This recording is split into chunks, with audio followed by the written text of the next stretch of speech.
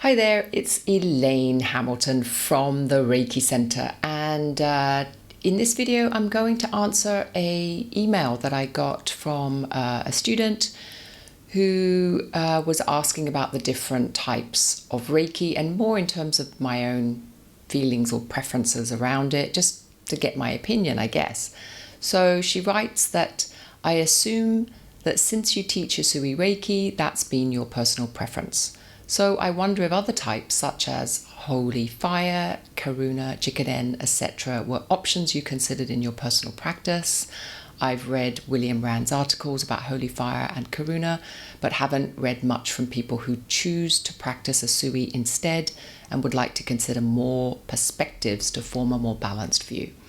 So this is something that I do get asked from time to time. And first off the bat, at the end of the day, Reiki is universal life force. So hopefully these other forms of Reiki are tapping into the same idea and ideal of universal life force. So all included, all different levels. Now, note that Jikiden is actually Usui Reiki. It just comes from a different teacher than Hawayo Takata, but still from the Hayashi lineage. So a lot of the so-called Japanese Reiki that's coming out is still Usui. So all of this stuff still, you can bring the lineage back down to Usui itself. So what's different is not the quality of the Reiki itself, but the attunement processes, the rituals, some of the practices. So like the toolbox is different. But essentially what it's trying to evoke in you, i.e. your own connection to universal life force, the fact that you are universal life force, the fact that Reiki is present in everything, including yourself, and that the purpose of Reiki is really to balance you and bring you into more alignment with your own truth, your own personal life flow, that's all the same. So then if you're looking at different styles of Usui Reiki, then essentially you're kind of just going with your own feelings towards what resonates with you. Now, for some people, like the way I teach is very stripped down. So I don't bring in a lot of ritual. I don't bring in a lot of processes. I don't bring in a lot of you must do this or you must do that or you must be vegetarian or you've got to stop drinking or you've got to stop smoking. Or to me, that's not relevant. I think everybody has their own process, and I think for some people, they need to eat meat, and that's just the way it is. And I don't think that everybody should be one particular diet, just like, we're not one particular color, we're not one particular, size or shape or height. So I think everybody is a unique human being, and you need to find your way that suits you, and it's going to be a unique makeup. So to me, putting rules and regulations around Reiki is a very kind of arrogant thing to do, right? Like, I know the way that you should be living your life, and it doesn't resonate with me personally, but it might resonate with you. Like if you find a teacher who happens to be completely 100% aligned with your own philosophy on life, that's great, right? Because then there's no tension because they say be vegetarian and you're like, yes, everyone should be vegetarian, and then you're happy with that. But then, if somebody else who comes in might struggle with that, might struggle nutritionally as well with that, then that's not going to be the right teacher for that person. So essentially, when you're looking at Reiki from different Usui lineages, really what you're looking at is, okay, do I want to go more ritualized? And by that, I don't want it to sound weird, but do I want to have more processes and more things I need to do and, more structure around my Reiki? And would that be helpful for me? And some people really do thrive in more structure versus more looseness. I often, when I say to my students, just find your own way, come into your own truth, they kind of look at me like deer in headlights, like, what does that mean? And for a student like that, my style probably isn't so effective for them, because they don't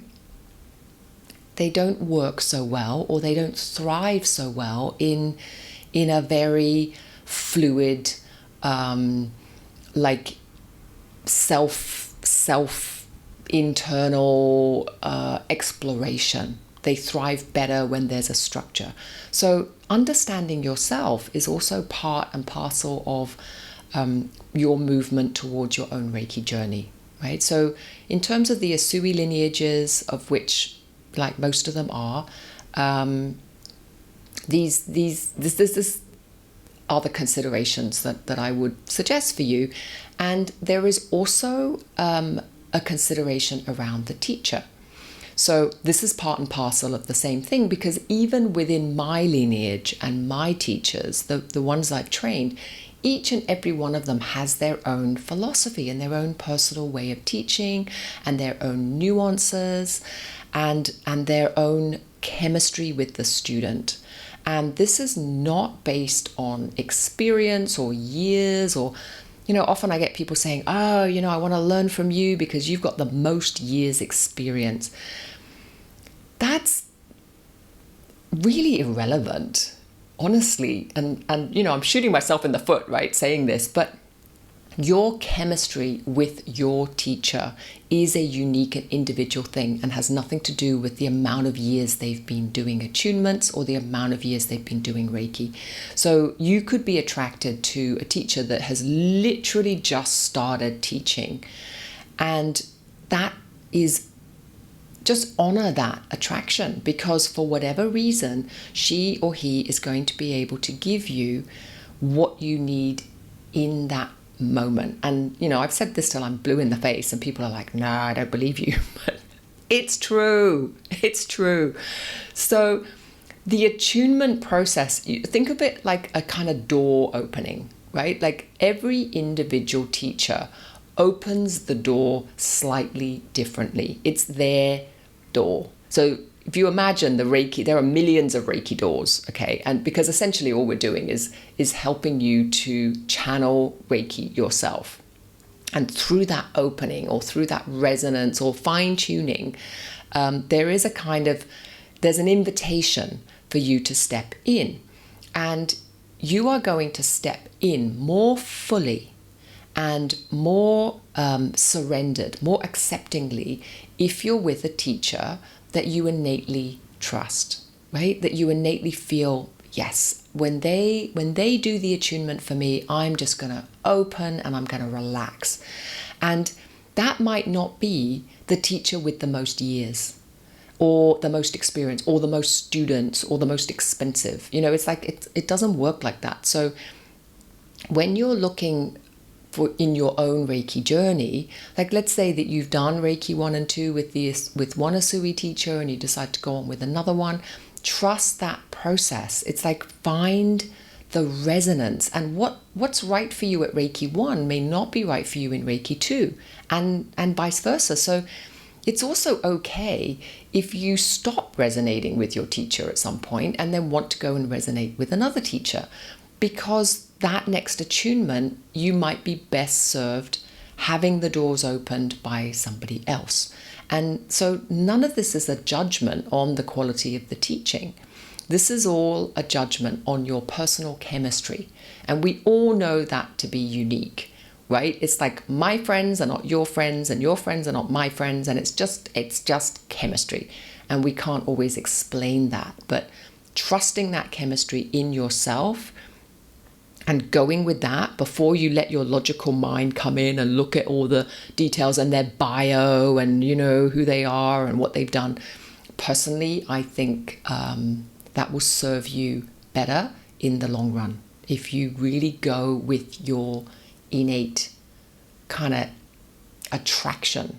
So who are you attracted to? And I think that will serve you better. Right? So that's the Usui lineage, and that includes Jikiden, and it includes a lot of the Japanese styles, and obviously all the Western styles that have come from Takata. And then the other part of the question is William Rand's work. Now, I'm a great admirer of William Rand. I think he's done amazing things for Reiki.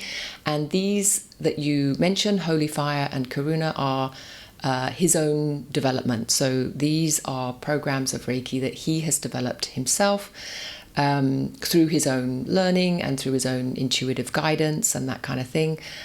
Hands up, I haven't been attracted to it myself. I haven't learnt it myself. And honestly, I can't say why. I mean, it's just been something I haven't really even had a curiosity around either. And I think perhaps I am very dedicated to the Usui system. I feel a great resonance with Usui himself. I feel the lineage. So I feel my connection all the way back to source. And so I don't feel that same resonance with William Rand, who is the source of Jikiden and, Holy Fire and Karuna Reiki. I don't feel that same resonance with him. So, I haven't been guided to have him as my source teacher. That being said, that doesn't mean that you won't be. So again, the same thing is just to understand that he is the source of these, and if you feel a big attraction to him and you feel that he has a lot to offer, then obviously go and experiment with it. It's like all of these things are about experimenting with the teacher that you feel can give you the most kind of hold the space, right? It's not really about tools and techniques, but it's about the teacher who will most encourage you or guide you or open doors for you. And that's really the teacher's job. The teacher's job is to hold space so that you can come into more confidence with your own innate intelligence and wisdom and abilities. So I'm probably not answering the question that well, because I'm like, just go with what you feel like. But that's kind of my answer. Like, Reiki in and of itself, hopefully, is being taught as a self-empowerment tool. So therefore, whatever lineage that you go for, whatever lineage you choose, should have that as its main tenet.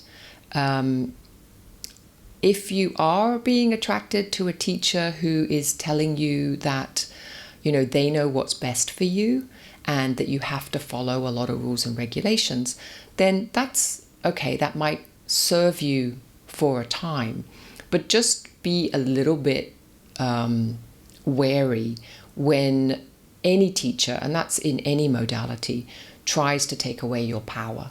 I think that's not a particularly helpful path to go down when the person who is supposedly opening doors for your own personal empowerment then tries to restrict it with lots of rules and regs and things like that. Rules and regs are different from ritual, by the way, right? Like coming into Gasho is a ritual. Telling you what to eat and when to do it and how long to do it for and what hand positions and that kind of thing, that's rules. So it's like what restricts are rules, what opens is ritual. And so just also understand the difference between that as well. It's like when you come into the ritual of Reiki, do you feel more open? Or do you feel like more imprisoned? If you're feeling more imprisoned, I would open that self-imprisonment and walk out. That's not really the path of Reiki. The path of Reiki is freedom, more and more freedom. And that's really all you're looking for. And if something like Holy Fire is attracting you and you're like, oh, this sounds and feels like something that I really want to move into, then I would say go for it. It's not about which lineage is the best or which lineage is why am I not attracted to it? Like, I'm not attracted to it because I'm not attracted to it, but that doesn't mean you're not attracted to it. And so I think that's also really important to come into your own power. Like, what's guiding you is going to be different from what's guiding me. And for me, I have everything I need through the Usui lineage. And I've never really, I've gone out and I've tried other lineages out of curiosity and research, but never really from a place of Usui's not enough. Like, to me, the idea of Usui Reiki not being enough is kind of laughable, because as far as I'm concerned, when you really connect in with the source of Usui Reiki, it's pure enlightenment. So, what's bigger than enlightenment is something that I'd be curious to see whether somebody else can really answer that, right? So to me, it doesn't make sense to jump into other healing modalities, because that's not what I'm interested in. I'm not interested in more powerful healing. I'm interested in self-empowerment in its ultimate sense of full connection.